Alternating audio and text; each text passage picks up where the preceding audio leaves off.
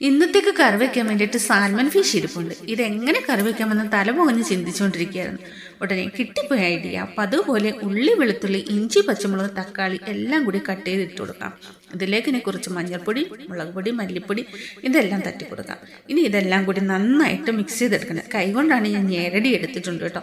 അതിലേക്ക് കുറച്ച് തേങ്ങാപ്പാലും കൂടി ചേർത്ത് ആവശ്യത്തിന് വെള്ളവും കൂടി ചേർത്തിട്ട് മിക്സ് ചെയ്തിട്ട് വേവിക്കാൻ വേണ്ടിയിട്ട് വെക്കാം. ഇതൊന്ന് തിളച്ച് വരുമ്പോൾ ഇതിലേക്ക് ഒരു ഗ്രീൻ ആപ്പിളാണ് ഞാൻ എടുത്തിട്ടുള്ളത്. അത് നന്നായിട്ട് കട്ട് ചെയ്ത് ഇതിലേക്ക് ഇട്ട് കൊടുക്കാം. ഇനി അതിലേക്ക് ആവശ്യത്തിന് വെള്ളവും കൂടി ചേർത്ത് കൊടുക്കണം കേട്ടോ. ഇനി നമുക്ക് ഉപ്പ് ചേർത്ത് കൊടുക്കാം. ആവശ്യമുള്ള ഉപ്പും കൂടി ചേർത്ത് അടച്ച് വെച്ചെടുത്ത് വേവിക്കാം. ഇതൊന്ന് തിളച്ച് വരുന്ന സമയത്തേക്ക് നമുക്ക് കഴുകി വൃത്തിയാക്കി വെച്ചിരിക്കുന്ന മീൻ കഷ്ണങ്ങൾ ഇട്ട് കൊടുക്കാം.